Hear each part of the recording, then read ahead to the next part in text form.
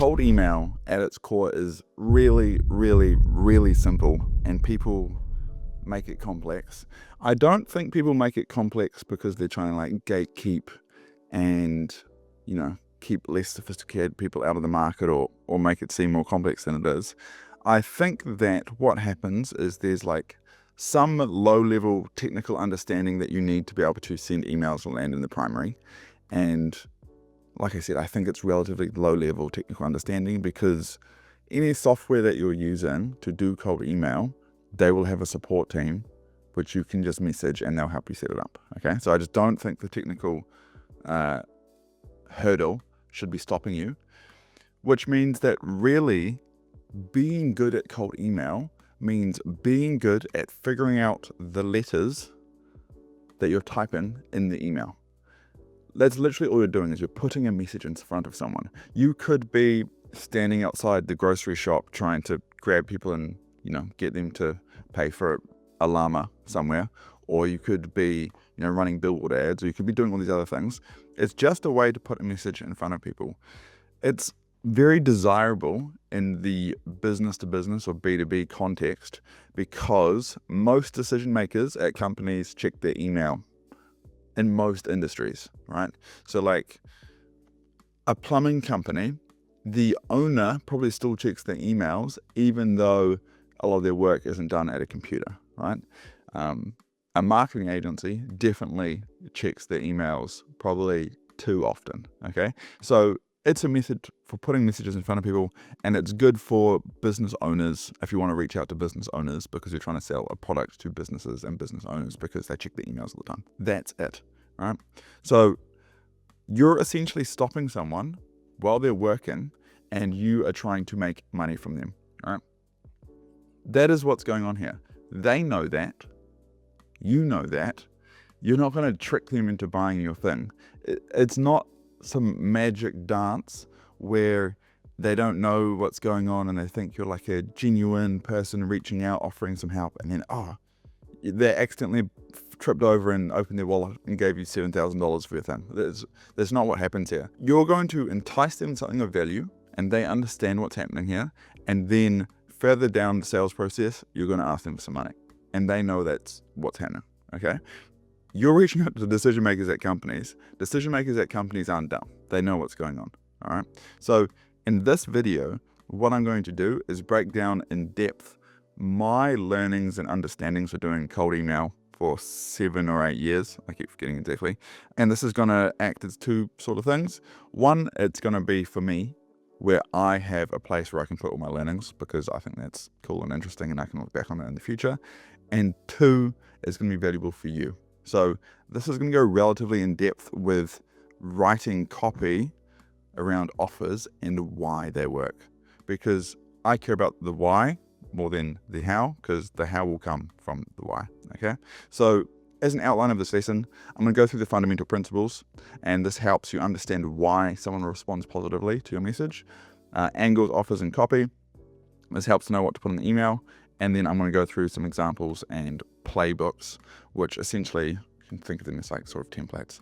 So with this video, what I want you to do, if you're interested and care, is that I'm going to be monitoring the comments of this video and be able to provide help and feedback. So if you have any angles that you want to run by me, or offers that you want to run by me, or copy that you want to run by me, you can just put it in the comments and I will strive to get back to you within 24 hours. So you can say like, hey, this is some copy that I wrote. What are your thoughts? Hey, this is not performing. What would you tweak? Those sorts of things. And maybe I don't know. And maybe you're way better at copywriting than I am.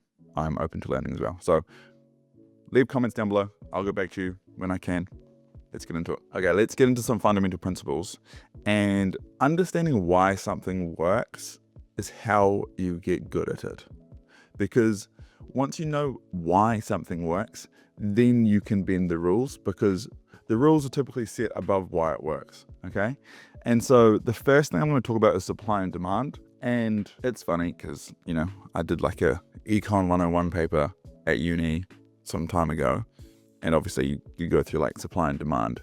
But it's not until recently that I truly understood what that meant in this context, right? Like you understand maybe like a supply and demand curve, right? But fundamentally with cold email, if your reply rate and positive reply rate are low, it's because there isn't that much demand for what the market perceives that you're trying to sell. I've seen to hear that this is the #1 determining factor in success with cold email, and I truly believe that. Put simply, what percentage of the people are interested in buying what you're reaching out to them about? You may think your idea is great, but if it's not in demand, cold email is going to be very hard. All right. So as an example here, and maybe you've heard me talk about this example before, that's fine. It still resonates. When we started doing cold outbound and cold email for us, we were selling restaurant marketing and we were selling more bums on seats, right? We did a lot of market research by talking to our clients, and we probably worked with 500 or 600 clients by this point, restaurants, and lots of them asked for more midweek corporate events, okay? Why did they ask for midweek corporate events? Well, first they asked for events. They wanted more events, and they wanted more events because they're high ticket, one bill, easy to sort out, less admin, this sort of thing. Then from there, we're like, okay, cool. We started learning how to do that. Then they're like, oh, but they're even better if they don't fall on a Friday or a Saturday because we're already, pretty booked out there. It'd be better if they came on like a Thursday or a Wednesday. Okay, did that. Then it's like, oh, it'd be even better if they came during lunchtime, right? Because we're still paying rent, all these things. Okay, cool. It'd be even better if they were corporates, because corporates really don't care about, how much money they're putting down. Okay. So midweek corporate events, more bums on seats. One of these has way more demand than the other, which is midweek corporate events.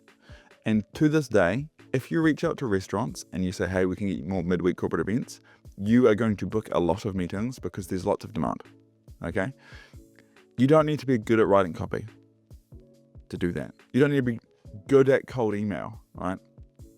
I could go and do more bums on seats is fundamentally what I'm selling, and you could go and do midweek corporate events with 1 day of experience at doing cold emails, and you're probably going to get significantly more leads than me because there's more demand for that in the marketplace.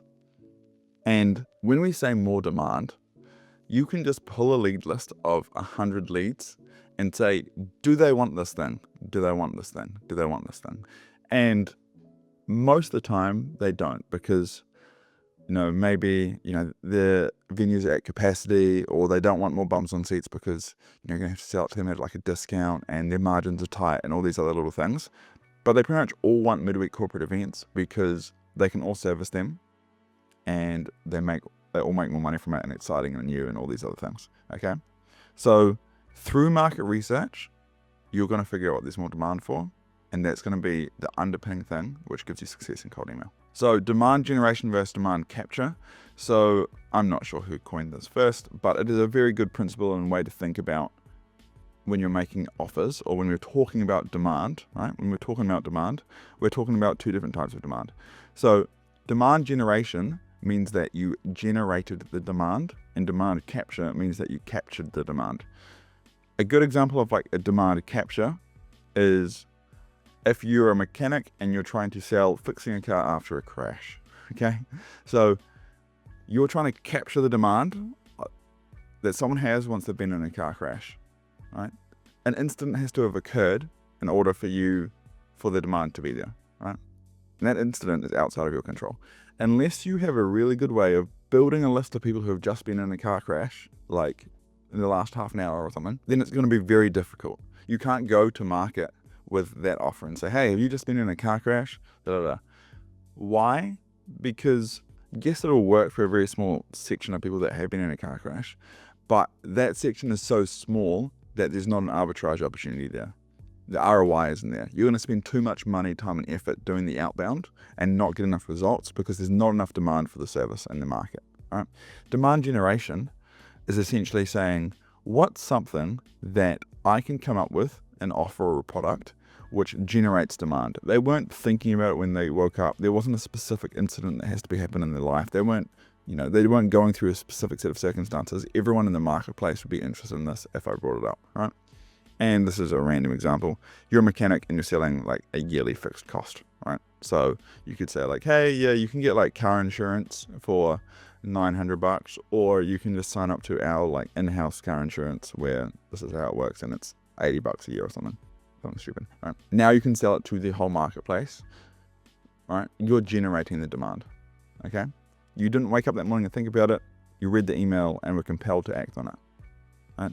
The email itself compelled you to act, not some external force. Essentially, what we've found is you must be running a demand generation offer because typically the market is not big enough for demand capture, e.g. not enough people crash their car today. The caveat here is you can run a demand capture offer if you have a way of building a list of just the people that have had this incident. So for example, you might say that running a cold email to people who are running Facebook ads, you know, and saying like, hey, I can update your copy, something like this. I can update your images. You could say, one argument would be like, you just run it to every company and say, are you running Facebook ads? Or you can build a list of people who are just running Facebook ads, right? So you can run demand capture if you can build a list of just those people. But if it's like car crashes, it's going to be one, very hard to build those lists, and two, the lists are going to be very, very small, right? And like, you know, if you can't really do 5,000 average dead car crashes, because I don't know if there's 5,000 car crashes a day, okay? I mean, I'm sure there are in some places of the world. Stimulus fatigue, okay.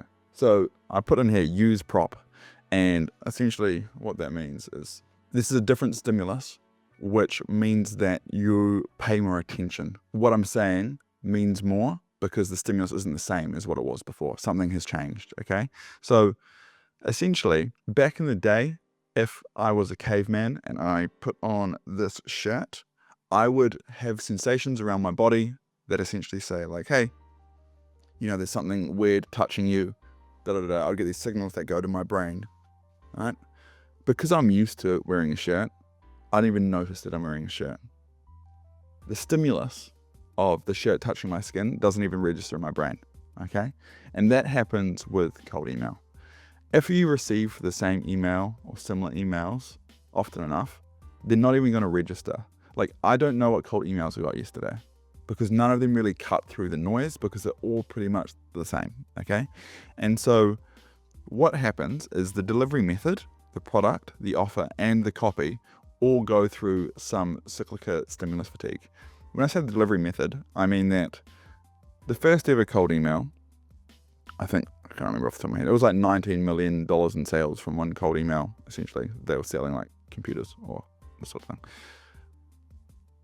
Today, if I wrote my cold email on a carrier pigeon somehow, and then I flew it to the prospect's office and it flew in their window and crashed on their desk, and then they read it, regardless of what the offer is, the stimulus, getting a message via carrier pigeon is so unique that it would carry heaps of the weight, and they would read it and they would definitely reply, right? Because why wouldn't you? Okay.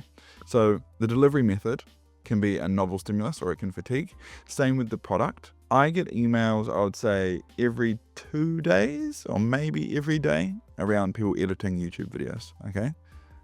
Now I bought YouTube editing from a cold email years ago, right? And it was like the first one I got, and I bought it, right? But now I get them every day, so it's like, I don't need it. Also, I'm very happy. Shout out to the editor. So the more you get offered a certain product, the less interesting it is. Same with the offer, same with the copy. And so essentially this means that you can jump around different outbound methods, right? Like we've tested cold SMS, we've tested cold WhatsApp, we've done a little bit of cold calling, not as much as we should, and we've done some cold email. That cyclical game is a lot of jumping and learning. For some offers and businesses, you do want to use different methods, but I'd say mostly for B2B, especially like small to medium-sized business B2B, cold email is still really, really good. The main thing that you want to look at is the offer and the copy and the product when it comes to similar fatigue. So the playbooks that you're running need to be updated because they'll essentially work and then they'll work less. New one, work less, okay?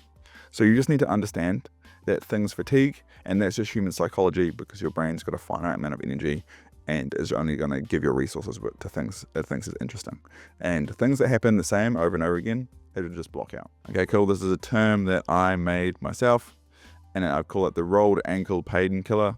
So essentially, when you are writing copy specifically, the more specific you can be, the more believable it is. Okay, so the argument or the example that I use is if you were playing basketball and you rolled your ankle really badly and you needed a painkiller, and you went to the cabinet and there was 2 painkillers on the shelf. There was just some paracetamol, or there was like the rolled ankle basketball painkiller, right?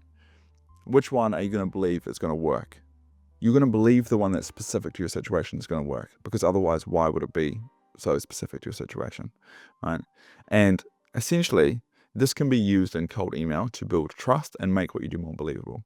If it said, hey John, we can help you get more leads. Hey John, we can help you get more plumbing leads. Hey John, we can help you get more water install leads. Hey John, we can help you get more water install leads in the Auckland area, especially with the amount of council houses which are getting moved to commercial property with the new act. Okay, so the more specific, the more believable, and the less trust you have to build. Okay, so just think about that when you're writing copy. The more specific, the more believable. So now I want to talk about the outbound market versus the inbound market. And this is something that took a little while to learn, because we came up essentially through like the Sam Ovens SMA space, which is like run Facebook ads to a funnel to get agency clients and do monk mode and a bunch of other stuff. Shout out to Sam. And so we always dealt with the outbound market. It wasn't until like 2 years, 3 years that like referral business became like part of what we dealt with. And when we got referrals, it was just like, free money. Like, they trust you way more. Like, this is so much easier, right?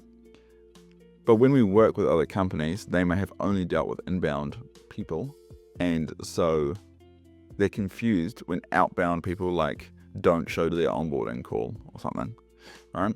So you just need to understand that the inbound market and outbound market are not the same.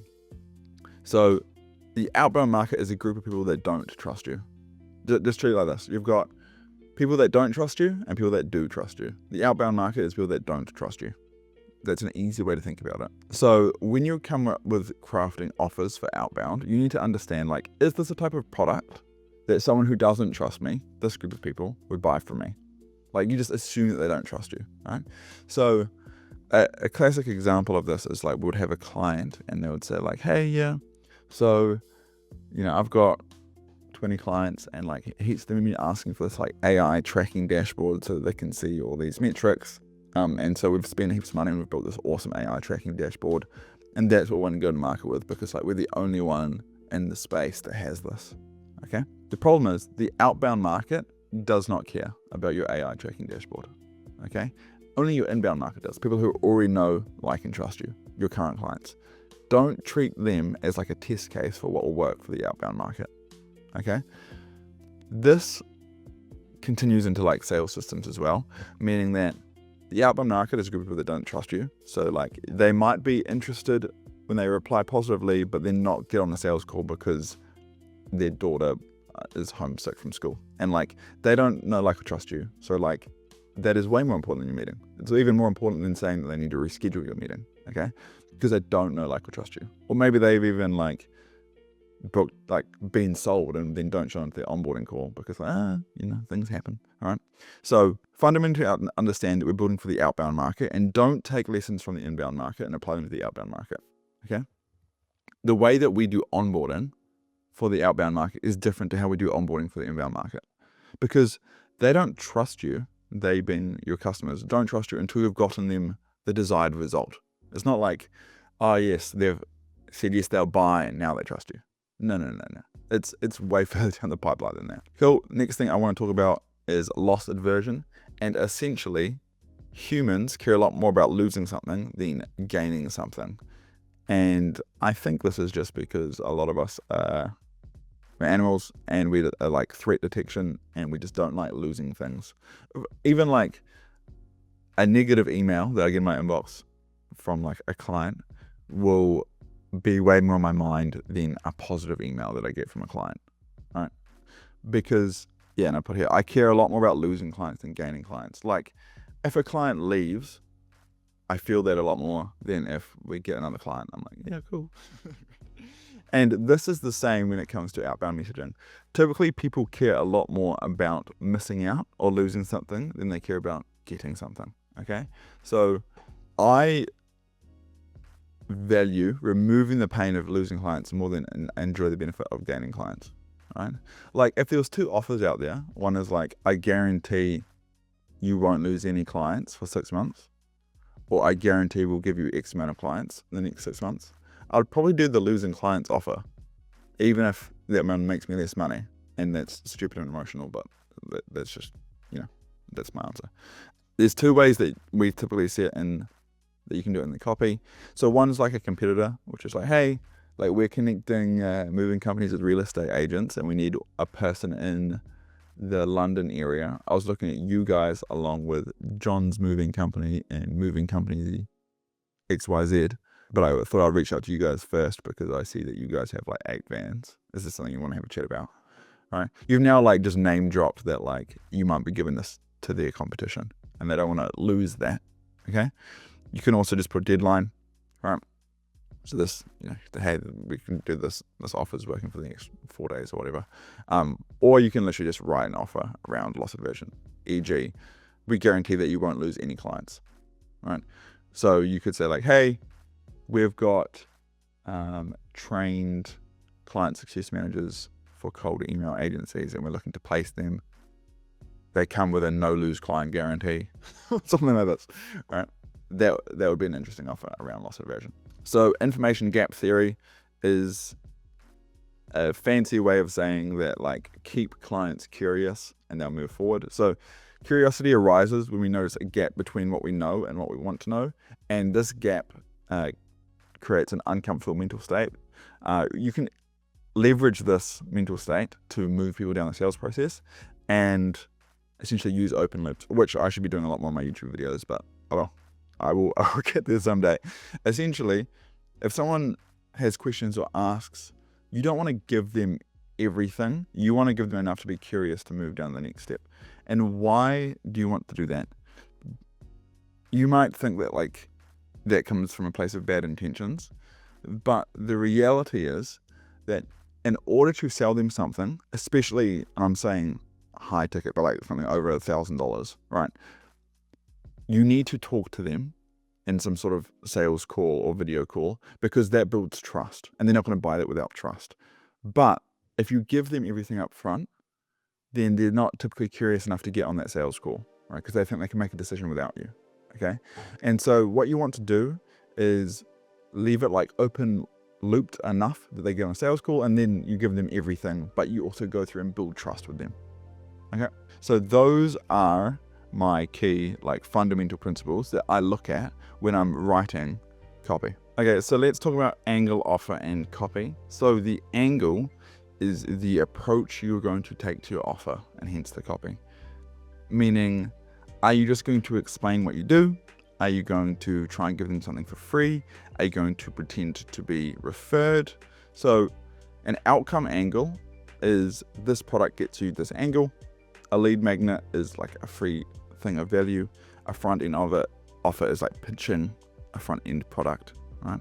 And so typically how I recommend doing the angle is you would ideally start with like an outcome and say like, hey, we have this thing that gets this result. Are you interested? The reason being that the direct angle, essentially any angle that you take that's not direct will have to be circumvented, or circumvented is the wrong word, but it'll have to be put back in alignment on the sales process. For example, let's say you sell car insurance, right? And you know that if you go out to the market with a car insurance angle, then people aren't going to be interested. So you either have to do like a lead magnet or a front end offer. And so let's say you go with a lead magnet and you say, hey, we have free window tint, something like this, right? Cool, you might get replies and you might be able to talk to these people, but now you have to get these people who have opted in for free window tint to buy your car insurance, right? You have to like pull them back into this aligned sales process. And so outcome angles are the most aligned typically. right? And so that's why we recommend starting with an outcome angle. Now, if your product is not desirable enough, like car insurance, then you're going to typically need to figure out a lead magnet or a front end offer.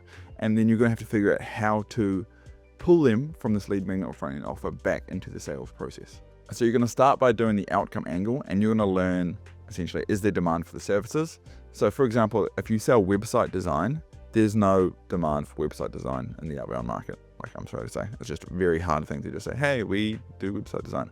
So you're going to either have to do a front end offer, or you're going to have to do a lead magnet. And typically what you would just do is you would just be like, hey, I've redesigned your homepage. Do you mind if I send it over? And then if they say yes, you would like use AI to redesign their homepage or something. Or like, hey, I created a new logo. Do you mind if I send it over? You do something like this. And then once they're interested, you have a call with them, and then you move them into, selling your website design. So this is the angle, okay? So the offer is the crux of cold email. Essentially, being able to come up with a good offer is being good at cold email. Being able to come up with a good offer is being good at cold outbound, right? This is marketing in my eyes. Marketing is figuring out how to position what you can deliver on in the market such that there is demand for it. And that's what I believe anyway. So everything outside of it is just ways to fail if you get wrong. The offer is the way to win.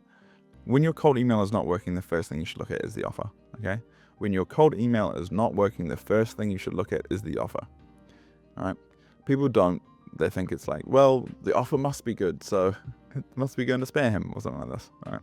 So when I talk to people, and this is probably just because of the average age of the people that I talk to, being around my age, typically when people talk about offers, they think of Alex Hormozi's value equation from his book $100 Million Offers, which is essentially dream outcome times perceived likelihood of achievement divided by time delay and effort and sacrifice. Essentially what it's saying is you want as much of the dream outcome and perceived likelihood of achievement as possible, and with the smallest time delay and the smallest effort and sacrifice, okay? So which would look something like, it's just a random offer that I wrote while writing this. We can get your YouTube channel to 25k subscribers in the next 6 months by posting one video a week, and you don't pay until we do. So we can get this dream outcome in the next 6 months by posting one video a week, right? And you don't pay until we do. Right? So this would be a very valuable offer, and it would work. So this is one way of going about writing an offer. But from my experience, it also works if the product is intrinsically win-win. Like, this is also going to work very well. I have someone looking to buy a YouTube channel in the fitness space. Would you be open to a chat, right? And I think it is because intrinsic to an offer like this are these components, right? So the dream outcome, you sell your YouTube channel and you make heaps of money. Perceived likelihood of achievement, like we've already got someone looking to buy a YouTube channel. Time delay, not sure how it's built in here. Effort and sacrifice, well, I'm just selling the YouTube channel, so can't be that hard. So it's like, I've already got something that's heaps of money. Do you want the money? That's kind of how it works here. When creating an offer, start by creating one that has demand and then focus on trying to deliver.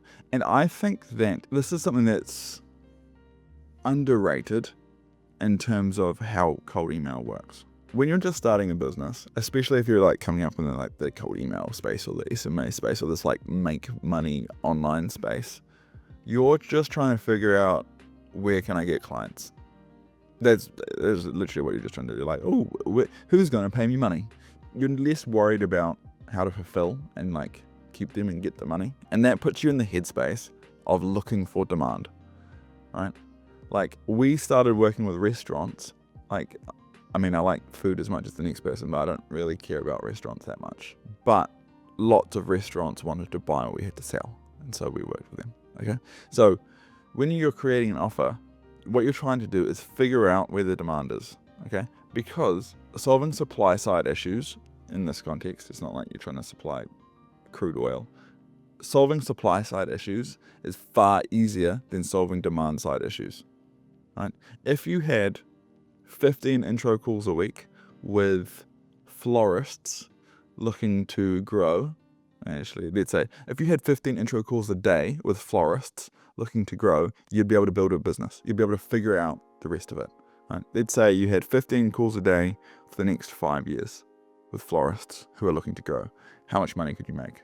A lot of money, okay? That's because you know that you can solve the supply. You can figure out how to grow florists and you can sell it to them and you can make money off that. But getting the 15 calls a day is the hard part, okay? If you don't start, like if you try to focus on what you can deliver opposed to what has demand, you're going to do a lot of outbound and you're going to talk to no prospects and you're not going to be able to learn what is desirable and what has demand, okay? So the best performing offers are in demand, novel, and in some way specific, and hence believable, right? This is what we've found to be the best offers. So novel, meaning low stimulus fatigue, as we talked about above. Specific, again, believable, as we talked about above, and in demand, supply and demand, as we talked about above. So for example, we connect moving companies with student accommodation in Dunedin. We have found that at the beginnings and end of semesters, this can result in an ungodly amount of work, okay? So this offer will work because it'll be in demand, it'll be novel, and it'll be specific. It's specific because student accommodation around Dunedin. It's novel because connecting moving companies to student accommodation isn't an offer that you're going to get, especially not through cold email, and it'll be in demand. Okay, so what I've got for you here is essentially a link to 100 offers, and these offers, you can just use the offers, but what I would recommend you do is you take these 100 offers and you put them into your AI of choice and say like, hey, this is what we can sell. These are our skill sets, all these things. Can you use this 100 offers that work and try and find some offers that would work for what we can sell and fulfill on, okay? So there should be a link to this below the video. And again, if you've got any questions about your offer or your copy or your angle or anything else, just put them down below and I'll get back to you within 24 hours. So let's talk about writing copy, like sitting down and writing copy. And I still recommend sitting down and writing it by hand. Personally, I just think it feels a lot more natural in my opinion, unless you're way better at programming your AI than I am. So everyone has different methods of writing copy and writing books in general. Just everyone's got different methods of writing. So this is my method.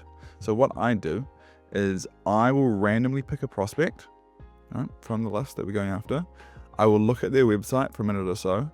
I'll look at the offer that we've come up with above, and then I'll write an email to that prospect about the offer. For example, if this is I'm just giving myself something to do live. Cool. If this is the offer, we connect landscape companies with residential property managers, and this is the website, Green London Landscaping. So this is what I do, sustainable landscaping for North London. Yeah. So I'll read through this.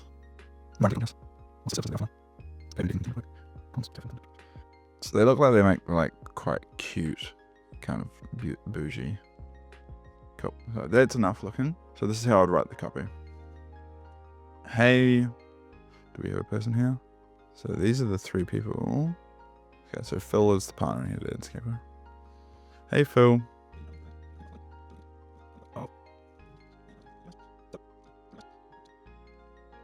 So what I want to say is like the offer is more connected with property managers, so it's more like maintenance work.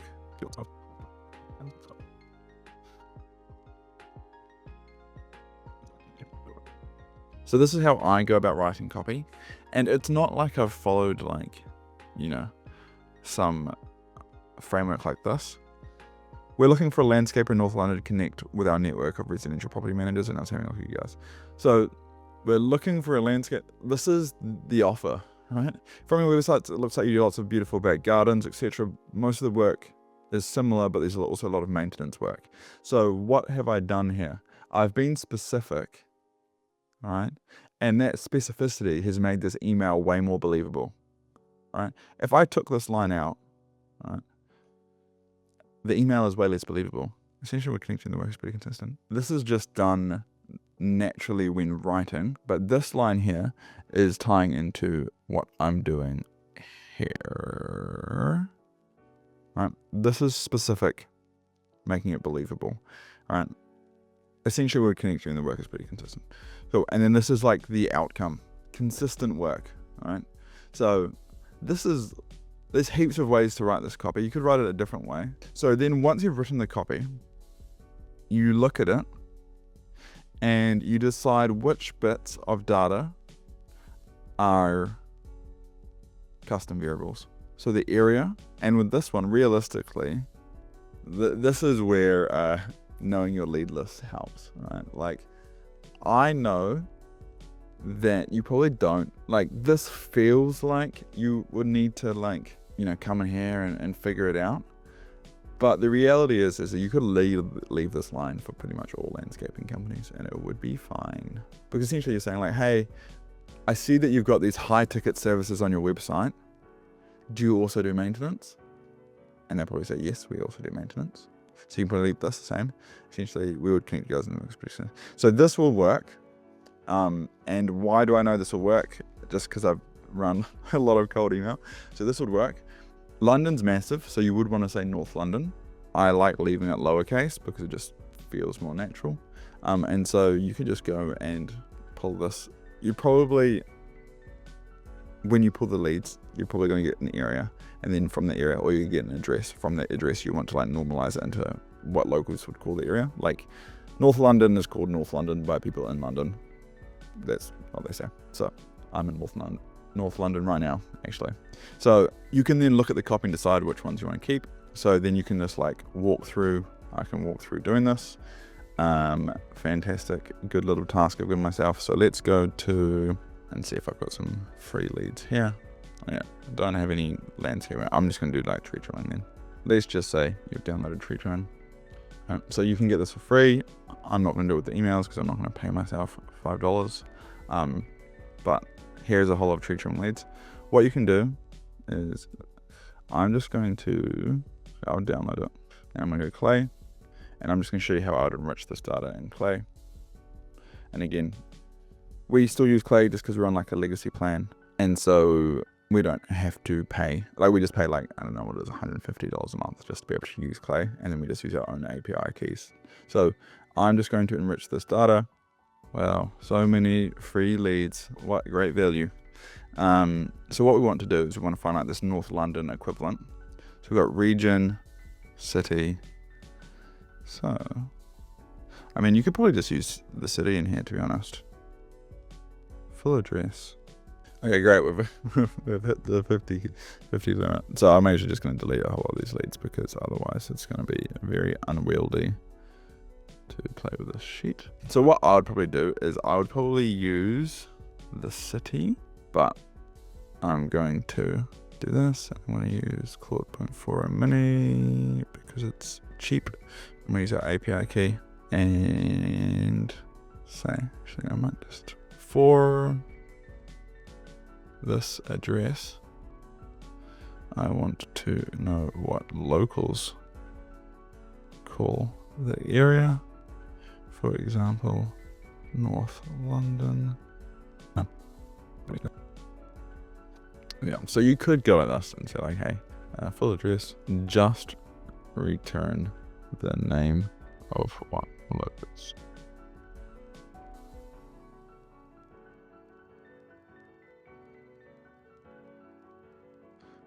So you save it again.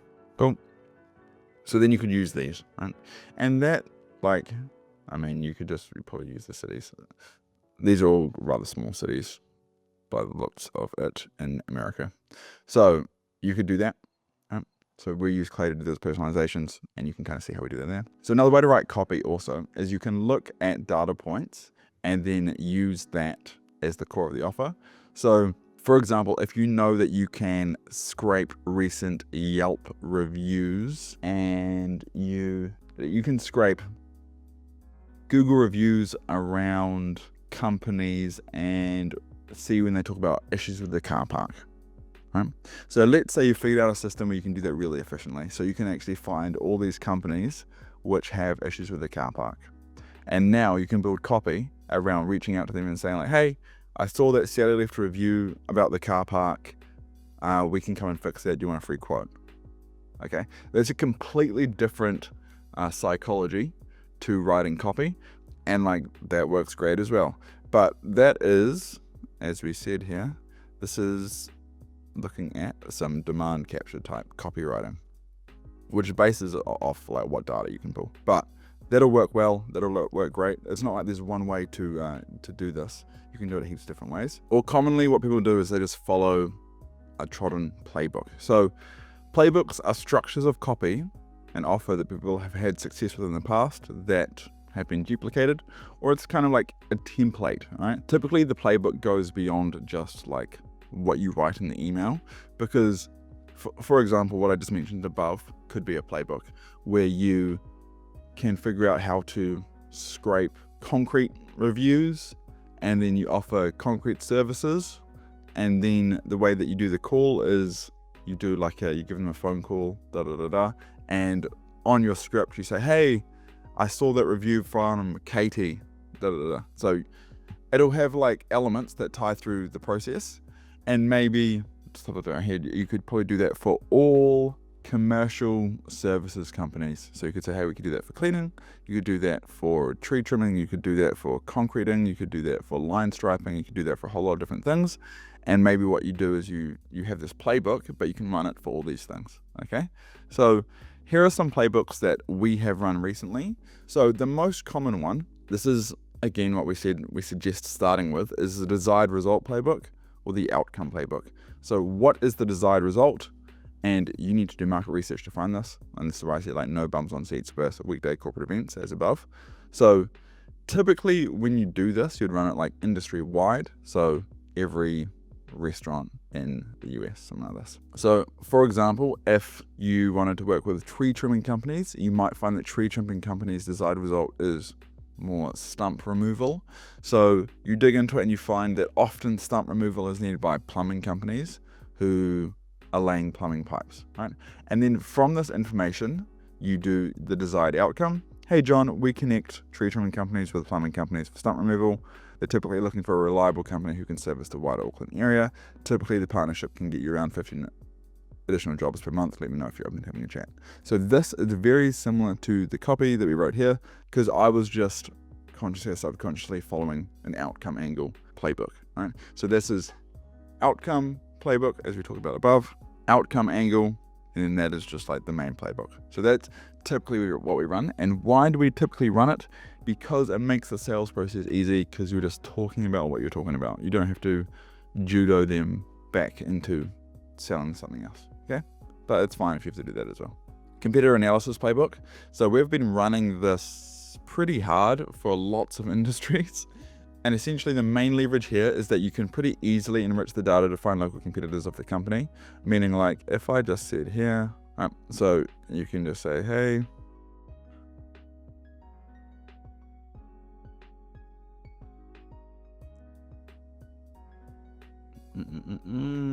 cool. And so we've found their competitors. Fantastic. And so what you can do is you can just say like, hey John, I sent you guys a message last week and someone got back to me around 4 hours later. I did the same for their competitors, Shadow Creek. Do you want to see how they performed? All right. So what you start to do is you start to leverage that you know their competitor. And we often do it this way. Like this way would be ideal. And this works really well. But then essentially our client was like, but we didn't message them, which is its own issue. So even easier, I put together a report on which concrete companies in Charlotte are being recommended by OpenAI. This includes you guys, 2 other guys. Do you want to have a look? Okay. And then what you need to do is if they say, yeah, I'm keen to have a look, you're like, okay, great. We'll go through it on a video call. Don't, with these sorts of computer analysis, what we've found is you can't just send them the report. You have to do the report on a video call. Otherwise it will not work. So again, when we talk about playbooks, they're linked together because there's been some throughput in this funnel now. So you've started to learn the lessons further down the line. And the lesson from this one is if you're doing a competitor analysis, you can't just send them the competitor analysis.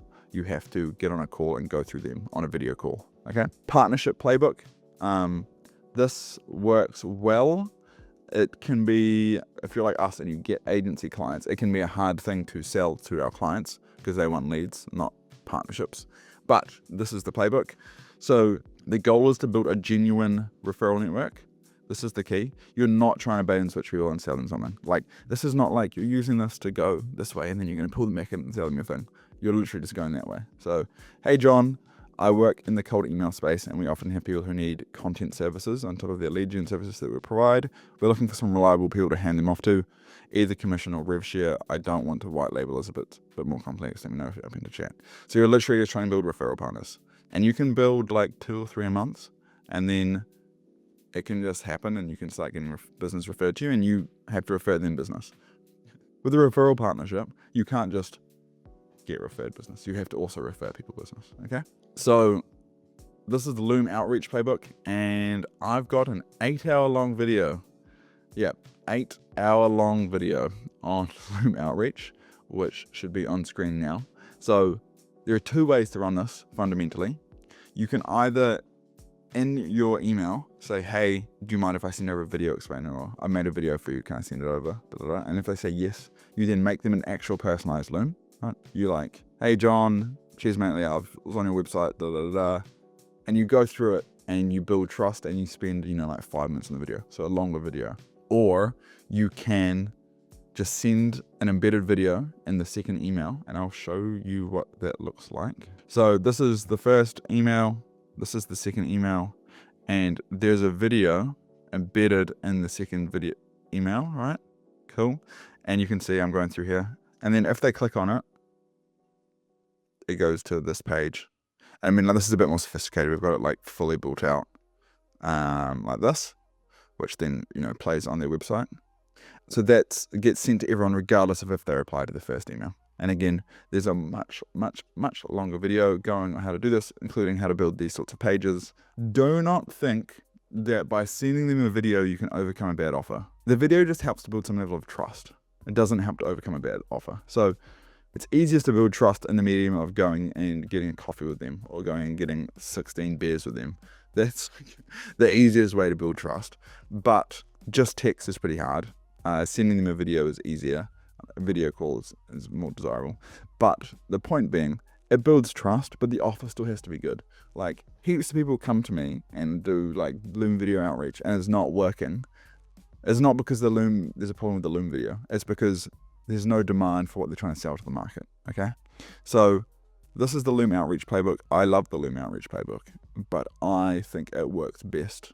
Well, it doesn't overcome a bad offer, okay? If the offer's good, the Loom video is going to make it even better, okay? So the Lead Magnet Playbook, I've been very general with Lead Magnet Playbook.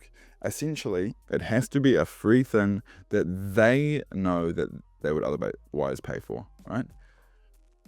It doesn't matter if it's a free thing that you know they would otherwise pay for, but they don't, right? So like when people say like, hey, we're giving you this XYZ bundle of, like our consulting, which would otherwise be $2,000, and we're giving it to you for free. They're like, well, they don't know that they would otherwise have to pay for that, right? So they have to understand the value of the lead magnet, right? This is like where people really misunderstand lead magnets. So if I reached out to cold email agencies, what could I do? Like, we've got a list of 20 million Google Maps leads. 20 million Google Maps leads that we've scraped. And that's costed us like $30,000-$40,000 to get, okay? I could give that away for free, and that would work very, very well, because cold email agencies understand how much it costs to scrape as much of Google Maps as you can, right? They understand the value there, right? If I was trying to sell this to a company that didn't understand the value of Google Maps leads, then it would mean absolutely nothing to them. So think about what you can provide for free that they would otherwise pay for. And when I say you could provide for free, I don't mean it costs you nothing. It's a free bit of work. It might cost you $400 to deliver, okay? But that might make you money in the long run. So this is how the lead magnet works. It's a free thing that they know they would otherwise pay for, okay? In cold email right now, multiple companies are just doing a free first month. You don't pay for anything, right? But it costs the company money, right? Local targeting playbook.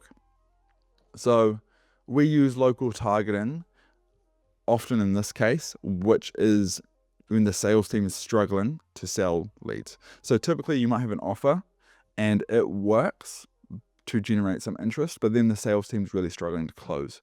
And This is part of the game as well. Local targeting is good for companies that can serve all sorts of businesses. So let's say like you're a marketing agency and you just do any sort of marketing, and you've been generating some leads, but you're really starting to close the leads. Just targeting local businesses can help because it attacks the trust issue. You're far more likely to trust the company over the road than on the other side of the world if they're both cold emailed you with the same message, because there's reputational stakes for other local businesses, right? You can't just like steal their money and ghost because they're over the road, okay? So it does not mean your offer can be shit. Like again, local targeting, sending Loom videos does not overcome a shit offer. So like, here's how you'd run it. Hey John, I drove past you guys the other day. We're based near the Z petrol station on Made Up Ave. We connect moving companies to local real estate agents, and I thought of you guys. Let me know if you're open to grab a coffee or have a quick phone call. All right, good offer, local angle, it'll work. As I mentioned above, what you say in the email is the key to cold email, right? But essentially what you're doing is you're getting them to raise their hand a little bit. That's all you've done. You've got them to raise their hand a little bit, show some sign of interest. The analogy, which is rather crude, is let's say you are going and you're trying to meet a partner at a bar, a guy or a gal, and you go up to them. The cold email is the first thing you say. Hey, nice shoes, right? That's the cold email. It does not finish the job. It's not like, oh, cool, now that you've done that, then you can just say, hey, do you want to go home, right? That's not how it works. But there's a few things here which make my crude analogy even cruder, which is what you say is the copy. How attractive you are intrinsically is the offer. Meaning that if your offer is not very good, if you're not a very attractive person, then what you say and the dance that you do has to be more dialed in. If you're a very, very good looking person, e.g. your offer is amazing and there's lots of demand for your offer, you can kind of wing the copy. It doesn't have to be that great, but your offer is really good and that carries the day, okay? So in the next video, I'm going to dive very, very deep and give you all the lessons that I've learned from turning positive replies into Stripe screenshots that you share on LinkedIn and, use the rocket emoji. All right, I'll see you there. Peace.